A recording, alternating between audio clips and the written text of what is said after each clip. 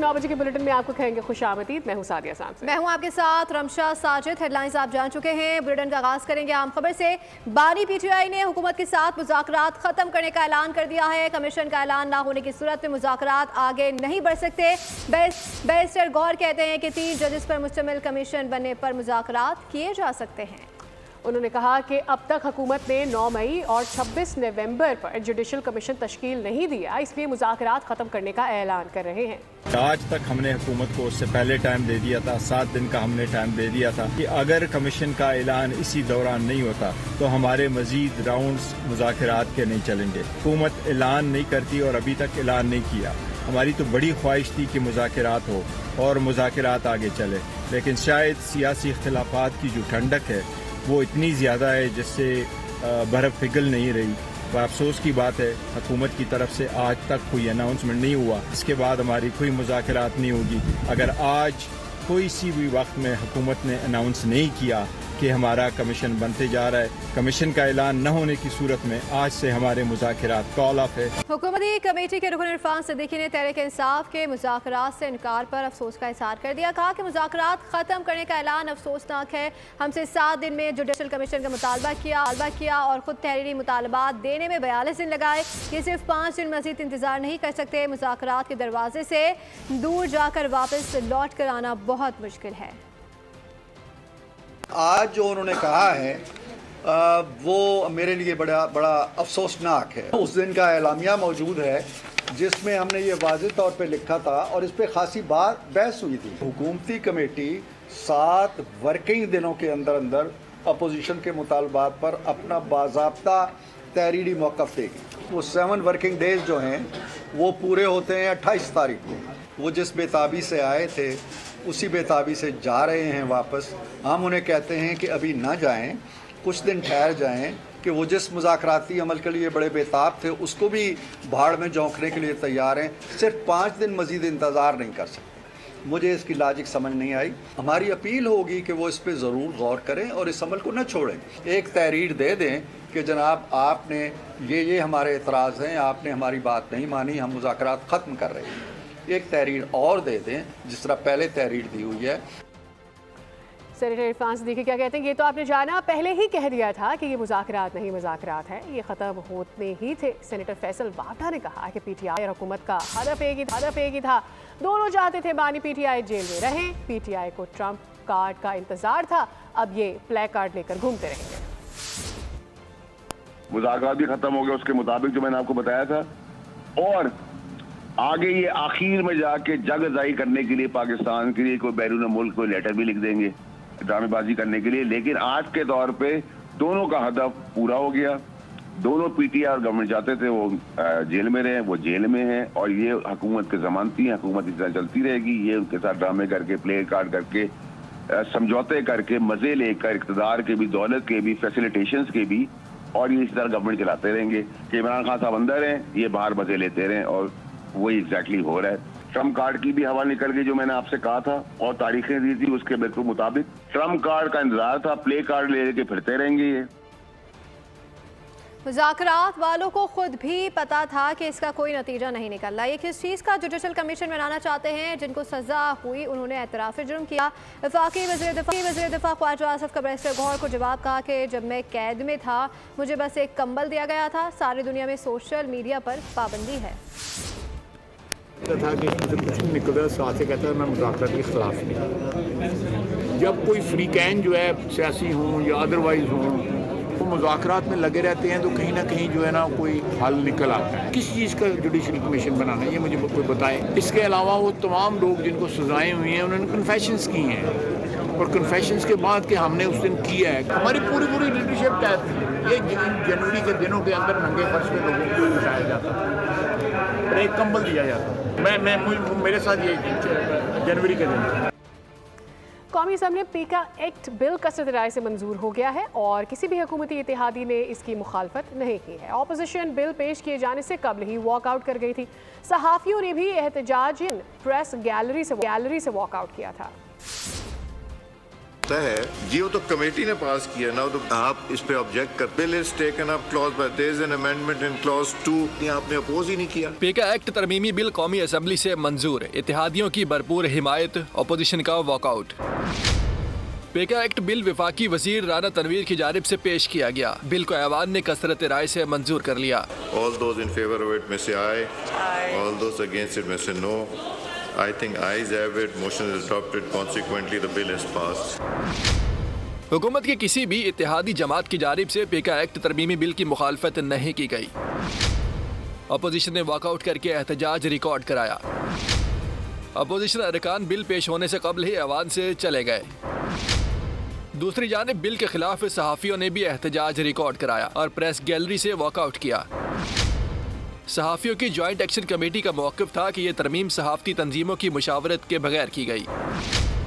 हुकूमत की जानिब से पीका एक्ट में तरमीम का मसवदा शेयर नहीं किया गया। डिजिटल मीडिया पर सहाफ़त के नाम पर इल्ज़ाम तराशी की जाती है, वहाँ झूठ और प्रोपेगेंडे की कोई जवाबदेही नहीं है। वज़ीर इत्तलात अतातार की पार्लियामेंट प्रेस गैलरी में मीडिया से गुफ्तगू कहा कि पीका तरमीमी एक्ट सहाफ़ियों के तहफ़्फ़ुज़ की जानिब अहम कदम है। सोशल मीडिया से लाखों कमाने वाले टैक्स क्यों नहीं देते? इंतहा पसंदाना नुक्ता नज़र सोशल मीडिया पर वायरल होता है।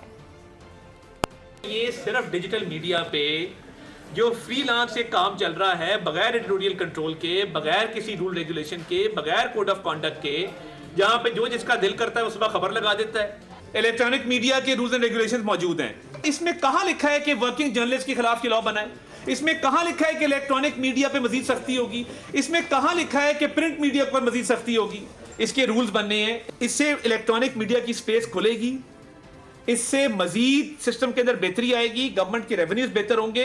जिसके पास एक कैमरा है वो पाकिस्तान को टैक्स नहीं देता। जितने डॉलर आते हैं, क्या पाकिस्तान की इकोनॉमी में डॉलर आते हैं? हर किसी का एजेंट यूरोप में बैठा है, अमेरिका में बैठा है, यूके में बैठा है, वहीं पर डॉलर अदा होते हैं। ये जो बिल आया है ये डिजिटल मीडिया पे आया है, ये इलेक्ट्रॉनिक और प्रिंट की स्पेस बढ़ाने के लिए आया। कोई भी शख्स जो पेशा सहाफत से मुंसलिक है, या वो सहाफ़ी है या वर्किंग जर्नलिस्ट है, वो इस बिल से इफेक्ट नहीं होता। उस चीज के लिए है कि हेट स्पीच को, वायलेंस को, एक्सट्रीमिज्म को और ऐसी इंफॉर्मेशन जो किसी को नुकसान पहुंचाती है।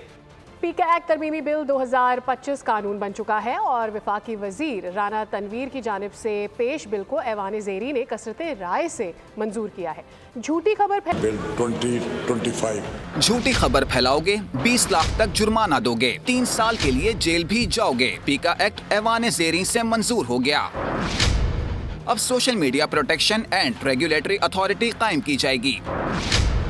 अथॉरिटी सोशल मीडिया प्लेटफॉर्म्स के रजिस्ट्रेशन के साथ रजिस्ट्रेशन की मनसूखी, मयारात के तयन की भी मजाज होगी। यही नहीं, अथॉरिटी सहूलतकारी के साथ सारिफिन के तहफ़्फ़ुज़ और हुकूक को यकीनी बनाएगी। बिल के मुताबिक अथॉरिटी मुताल्लिका इदारों को गैर कानूनी मवाद हटाने की हिदायत जारी कर सकती है। ताहम मुतासरा फर्द 24 घंटे में अथॉरिटी को दरख्वास्त देने का पाबंद होगा। 9 अराकीन पर मुश्तमिल अथॉरिटी में सेक्रेटरी दाखिला, chairman PTA, chairman PEMRA, x official शामिल होंगे। 10 साल तजुर्बा रखने वाला एक सॉफ्टवेयर इंजीनियर, वकील और IT एक्सपर्ट भी शामिल होगा। ट्रिब्यूनल का चेयरमैन साबिक जज होगा। अथॉरिटी का मरकजी दफ्तर इस्लामाबाद में होगा। पीका एक्ट तरमीमी बिल कौमी असम्बली से मंजूर। साफियों ने एहतजाज करते हुए बिल को मुस्तरद कर दिया। कहते हैं कि हमारे साथ कोई मीटिंग या मुशावरत नहीं की गई, तो दूसरी तरफ अवाम ने इस इक़दाम को सराहा। कहते हैं कि फेक न्यूज़, प्रोपेगेंडे और अफवाहों पर काबू पाने के लिए हुकूमत ने अच्छा काम किया है। का जो तरमीमी बिल एक्ट नहीं बना, ये सारे पाकिस्तान के अवाम को जानना चाहिए, इदारों को जानना चाहिए, सियासी जमातों को मालूम होना चाहिए। स्टेक होल्डर्स मौजूद हैं, आप उनको एतमाद में लें, आप उनके साथ बैठें, उनके साथ बात करें, फिर आप इसको लेकर के आते। उन्होंने बजाय अपनी पॉलिसियाँ ठीक करने के, उन्होंने सोशल मीडिया तो बहाना है, असल टारगेट जो है वो रेगुलर मीडिया है। इससे प्रोपेगेंडा बनाने वाले जल्द बेनकाब हो जाएंगे और हम सहाफ़ी जो है सुख का सांस लेंगे। अब देखना यह है कि हुकूमत किस हद तक इस अमल को अमल दरामद में लाती है। तो हुकूमत को चाहिए इस ठोस इक़दाम करते से पहले कि अभी ये कर रहे हैं, इनको चाहिए थे पहले ही खबरें इनको रोकते।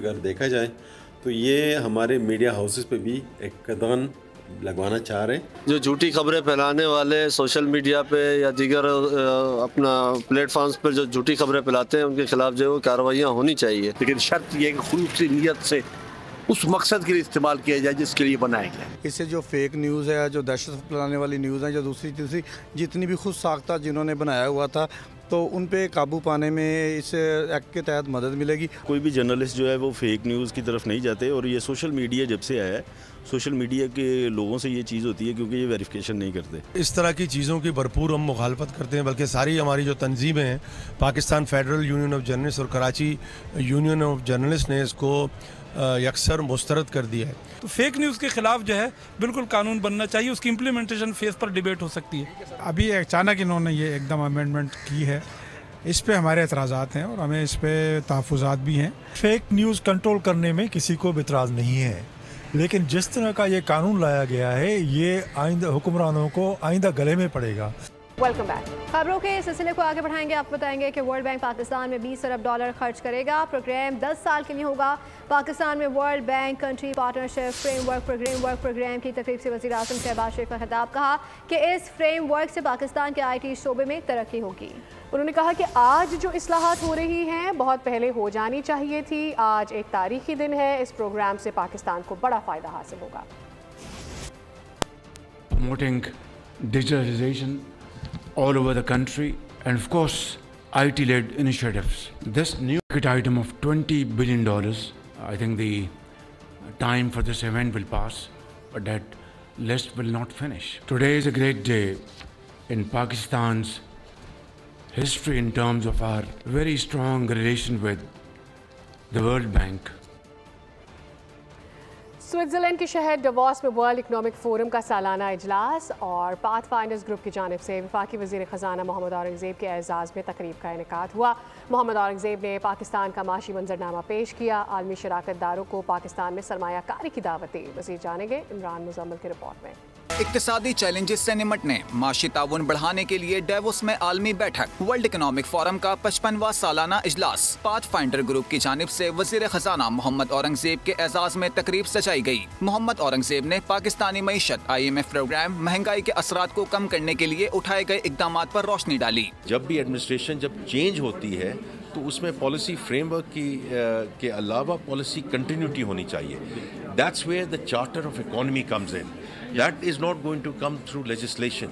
That is going to come all of the political parties coming together और सिर्फ ये कर दें कि 4-5 ऐसी बुनियादी नुकात हैं कि कहें कि हमने जो इकॉनमी पे इस पे कोई कॉम्प्रोमाइज़ नहीं करना। ये बाकी मुल्कों में भी हुआ है, इंशाल्लाह पाकिस्तान में भी हो। वफाकी वज़ीर ख़जाना मोहम्मद औरंगज़ेब नई टेक्नोलॉजीज़ के किरदार पर आला सतह के मुज़ाकरात में बतौर पैनलिस्ट शरीक हुए। पाकिस्तान में IT शोबे में जारी तरक्की के सफ़र से आगाह किया। बड़ी इंटरेक्शंस हुई हैं, मेरे काउंटर पार्ट्स के साथ हुई है। AI और डिजिटल जो है इस दफ़ा बेसिक थीम थी, और जैसे आपको पता है कि DCO और WEF ने ऑलरेडी एक पाकिस्तान इज़ वेरी ऑनर्ड कि the first initiative of DGI FDI digital initiative has been launched in Pakistan.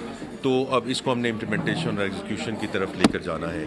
इस अहम मौके पर वज़ीर ख़जाना मोहम्मद औरंगज़ेब ने आलमी शराकतदारों को पाकिस्तान में सरमायाकारी की दावत दी। और अभी आपको बताएं कि वज़ीर ख़जाना की डेवोस में आलमी इकनॉमिक फोरम इजलास में शिरकत। इस मौके पर कारोबारी अफराद भी खुश दिखाई दिए। सरमायाकारी बढ़ने की उम्मीदें बांधी हैं। कहा कि मुख्तलिफ ममालिक के साथ कारोबारी शराकत के मौके मैसर आ सकते हैं। मुआशी तरक्की के लिए सरकारी और निजी शोबों के दरमियान ताउन को नागुज़ीर करार दिया। इन्होंने बहुत अच्छा एक मुनक्कद किया प्रोग्राम, पाकिस्तान के प्लेटफॉर्म बनाए हैं यहाँ पर, and all Pakistanis and internationally जितने पाकिस्तान गए हुए थे वो सब भी यहाँ पे मौजूद हैं। और वी बिलीव कि हम इस चीज़ से एक प्राइवेट सेक्टर और गवर्नमेंट सेक्टर मिल के पूरे पाकिस्तान को जो है वो प्रमोट कर रहे हैं, and we are proud of it. फिर प्राइवेट सेक्टर के लिए एक ऐसा फोरम है जहाँ पर आज पाकिस्तान की वैल्यू 170 ममालिक के अंदर मौजूद है। हमारी रिप्रेजेंटेशन 70 ममालिक के अंदर मौजूद है, लेकिन एक प्राइवेट कंपनी के थ्रू। यू अर्ज कि गवर्नमेंट का इसमें एक रोल प्ले होना चाहिए। AI के ऊपर डिस्कशन हो रही है, इन्वेस्टमेंट के ऊपर डिस्कशन हो रही है, टेक्नोलॉजी इज़ वेरी इंपॉर्टेंट, और साइड लाइन्स पे जियोपॉलिटिक्स डिस्कस होती है जो कि मेन फोरम्स पे नहीं होती। आप अपने मुल्क के लिए जो है ना यहाँ पे अगर गवर्नमेंट भी अगर उसकी भी सपोर्ट भी मिल जाए यहाँ पे तो बहुत कुछ किया जा सकता है यहाँ पे। तो पाकिस्तान में मुल्क के लिए काफ़ी कुछ चीज़ें यहाँ पे इस वर्ल्ड इकनॉमिक फोरम से जो है ना इकनॉमिकली। बैनुल-अक़वामी मंजरनामे पर पाकिस्तान के लिए क्या खुशियां आ रही है, क्या अच्छी खबरें, ये आपने जान लिया। आगे बढ़ते हैं, कराची शहर की बात कर लेते हैं, जहां पर डाकू राज बरकरार है। शहर में बेखौफ खतर दंदनाते लुटेरे घरों पर धावा बोलने लगे हैं। गुलशन हदीद में मुसल्लह मुलजिमान 95 लाख रुपए से जायद रकम और सोना लूट कर फरार हो गए। कराची में दंदनाते डकैतों को लगाम न डाली जा सकी। शहर कायद के बासी घरों में भी महफूज नहीं। गुलशन हदीद में डकैती की बड़ी वारदात। मुल्जिमान 95 लाख रुपए से जायद रकम और सोना ले उड़े। वाक़े का मुकदमा स्टील टाउन थाने में दर्ज कर लिया गया। मुद्दई के मुताबिक 5 मुसल्लह अफराद रात के वक्त घर में घुस आए। मुझे और भाइयों को यरगमाल बनाकर लूट मार की। मुल्जिमान लाखों रुपए मालियत के जेवरात और दीगर सामान लूटकर फरार हो गए। पुलिस ने मुल्जिमान की तलाश शुरू कर दी। कमिश्नर कराची ने नालों में कचरा फेंकने पर पाबंदी आयद कर दी है। 2 माह के लिए कचरा नालों में फेंकने पर मुकम्मल पाबंदी आयद की गई है। पाबंदी का इतलाक 23 जनवरी से हो गया है, जो 23 मार्च तक नाफिजुल अमल रहेगा। नोटिफिकेशन के मुताबिक पाबंदी की खिलाफ वर्जी करने वालों के खिलाफ सख्त कार्रवाई होगी। और बात करते हैं क्रिकेट के हवाले से। चैंपियंस ट्रॉफी के हवाले से सिलेक्शन कमेटी इजलास में कौमी स्क्वाड फाइनल हो चुका है। ज़राए के मुताबिक इन फॉर्म खुशदिल शाह को साइम अयूब की जगह चैंपियंस ट्रॉफी के स्क्वाड में शामिल करने का इम्कान है। ज़राए ये बता रहे हैं कि शान मसूद को चैंपियंस ट्रॉफी के स्क्वाड में शामिल करने के इम्कानात बहुत कम हैं और इमामुल हक को चैंपियंस ट्रॉफी के स्क्वाड में शामिल करने के इम्कानात रोशन हैं। चेयरमैन PCB मोहसिन नकवी ने इजाज़त के बाद कौमी स्क्वाड का ऐलान 1-2 रोज़ में मुतवक्के है। ट्राई नेशन सीरीज़ स्क्वाड ही चैंपियंस ट्रॉफी में एक्शन में होगा, जबकि पाकिस्तान मेगा इवेंट में अपना पहला मैच 19 फरवरी को न्यूजीलैंड से कराची में खेलेगा। इसके साथ ही हमारा 9 बजे का बुलेटिन अपने इख्तिताम को पहुंचा। मज़ीद बाखबर रहने के लिए विजिट कर सकते हैं हमारी वेबसाइट boldnews.com। देखते रहिए।